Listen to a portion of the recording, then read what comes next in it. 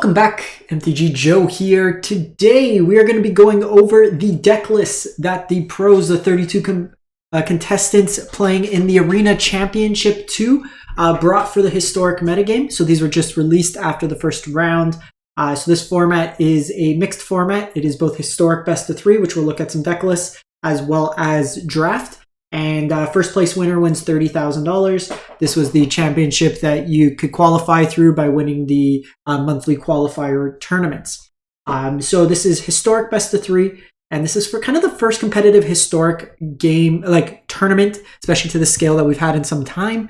There's a lot of cards that have been introduced to the format, so it's really kind of interesting to see what the pros have come up with. So there's 32 deck lists here. If we look at a quick scan of the metagame, the most played deck, and it's pretty open for 32 decks, the most played is only 7. We have a bunch of like 5s, and then even in the top 5, it's 2 decks, and then others is just 8. So there's a lot of 1-ofs that are included there. But we have Jund midrange, Kethis combo, Mardu Reanimator, Rakdos midrange, and then Azorius artifacts, and then a number of like 1-off decks. So we'll go through some of the common decks, and I'll link everything here. So if you're interested, you can just pull these decks. It is the Historic Metagame Challenge as well this weekend. So great chance to try out some of these decks in the ladder, see how it works, or in the Metagame Challenge itself. So if we look at it, it's being hosted by MTG Melee. I'll put the main list here. There's a lot of different variations of these decks. Like we won't go through all of them. There's like a Grixis midrange. There's a number of different versions of this Kethis combo, so we'll take a look at one of them. But if we're looking at the actual variants, there's like a few different versions, but we'll kind of go through, see what are kind of the common cards or just some of the considerations that were brought forth. So I'm going to look at first the Mardu Reanimator deck. So this is a deck, it's Mardu in colors, but one of your core targets is going to be Atraxa Grand Unifier. So the core of this deck is you're going to want to put cards into your graveyard. So cards like Faithless Looting, Seasoned Pyromancer, lets you draw and discard from your deck. You also have Crucius, which lets you discard cards from your hand, and then seek cards with higher value, kind of get that value. So you have Atraxa as a reanimation target, Elesh Norn Grand Cenobite, the original Elesh Norn. You have Sarah's Emissary, which if you name like creatures, your opponent's creatures can't deal you any damage. And then you can reanimate the creatures with either Unburial Rites, that could either be flashback from your graveyard or played for 5 mana, or with Priest of the Fell Rites, so either from your hand or from your graveyard with an Earth, and you can bring back the creatures. It's also got the fair game plan in this version. You have your Sheoldreds, as well as Seasoned Pyromancers kind of on curve. Some Thoughtseize. You can also Thoughtseize yourself to put cards into your graveyard, some Fatal Pushes for interaction. And then in the sideboard, you have things like Sheoldred's Assimilator for the graveyard combo decks, kind of exile and then get card advantage that way. Also good into like the Rakdos midrange decks because you steal like their best cards, kind of take some value out of that game. Pithing Needles, Soul Guides for Graveyard Hate, Go for the Throats, Brotherhood's Ends, Braids, and a Liliana kind of mixed into there. So there's a couple different versions. You kind of look through, see if there's any kind of configuration changes like you would like. These that win rates right now are not regarding the current results. They are for the draft portion. So like you see this version here, it's on more on Burial Rites. It's just all in on the Atraxas here. You got the Inquisition's main, Fragment Reality main, Fatal Push, all on the Crucius. You got your Sarah's Emissaries on the side. So there's like a couple different variants. This one looks to be the same as that list. So people you probably played together, and then that's where they're kind of settled on a lot of these decks, just in terms of what they want to kind of go with. So then to Jund midrange, this is kind of aka Boomer Jund, Zoomer Jund, whatever you want to call it.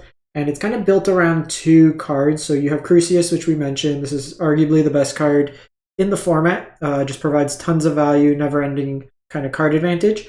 So this lets you discard cards and then seek with greater or lesser, so you can turn lands or cards into more expensive cards. How that kind of works with the deck is you're always kind of guaranteed to hit something higher on the curve. So you can set it up where if you discard a 3-drop, your only other higher card in this case would be Minskin so you always find your Minskin. You also have Jarsoul that can recast things from your graveyard, for free each turn by adding starting intensity. So these cards really fuel each other, give you a lot of card advantage. Interesting with this version, it's a Dreadhorde Arcanist version of the deck. You got some Tarmogoyfs in there. Usually don't see Arcanist in these lists. Opting to go with that. You have Inquisition, Thoughtseize package, Abundant Harvest for card advantage, Molten Impact, some Riveteer's Charm even in there for card advantage, Sack, and Graveyard Hate mainboard. So just a flexible spell there. Like Davriel on the side, Thragtusk, just a lot of cool kind of cards in here. Destroy all artifacts and enchantments.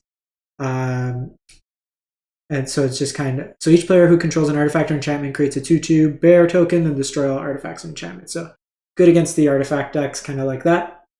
So similarly, there's quite a few versions of this Jund. I had just taken like the top one, just in alphabetical, but if we look at like Jund midrange, so this one's on the Seasoned Pyromancer. This one's the more common version, I would say. With the Perilous iterations in there, I'd probably kind of go off that one there, to be honest. This one's got Prosper in it, so some cool cards in there, but lots of different takes. So it seems like no one really settled on a definitive list. So a lot of the ones, like this is kind of the configuration that I've seen a lot of like low cost cards, Jarsil to flash it back, Kieran to fill your graveyard, but lots of innovation. You could take a look around, see which kind of configuration works best. This one's got Elder Gargaroth, got Liliana's main. It's kind of always that core. The Crucius Jarsil is your engine, and then you fill it around in kind of that modern-esque shell. There's also the Rakdos midrange. Plays very similar, but you're just cleaner mana.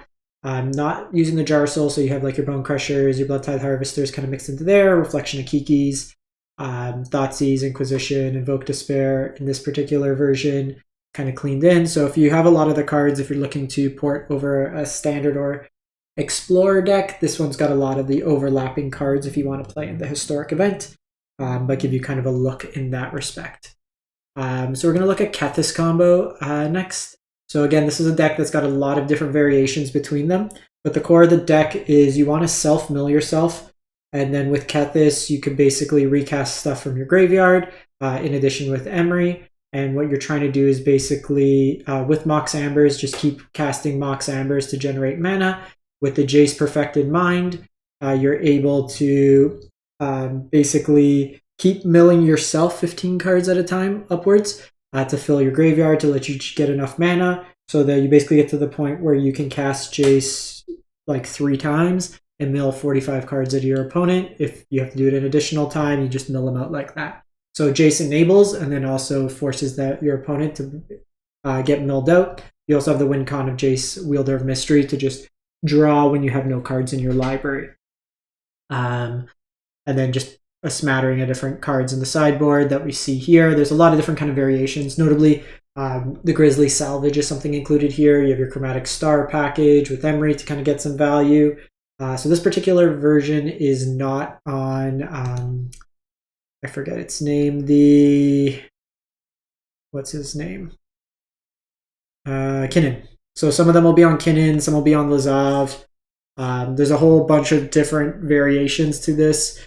This is a very hard deck to play, so be mindful if you're going in. This isn't a deck you're just going to pick up and instantly know. It takes a lot of kind of practice with it and just sequencing, and when you combo off, you have to be fairly quick because you will potentially time out if you're just going through your motions at a more ginger speed.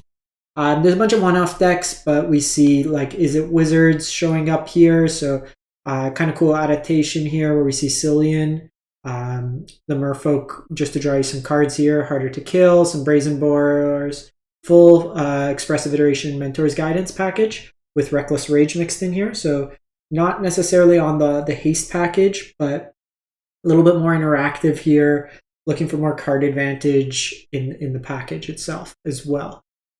Spell Pierces, Tormod's Crypt, Blue Sun's Twilight is an interesting one in there, Brotherhood's End, and Chandra's in the sideboard. There's also someone brought Hammer Time. So this is the Kemba's Outfitter, which basically lets you change Colossal Hammer's equip cost to 1. You also have Kemba Ka Endure, which lets you auto-equipped when a cat enters the battlefield. So it allows you to kind of cheat the cost of either Colossal Hammer to give plus 10/10 or Belt of Giant Strength to give plus 10/10 to one of your creatures, kind of beat them up that way. Scroll for protection. We got Wilson, just reach Trample, Ward 2 that you can also throw stuff onto it, as well as Cacophony Scamp, which is kind of a combo. You give it the plus 10 power, attack in, and then sacrifice it, and then deals the other 10 power in there.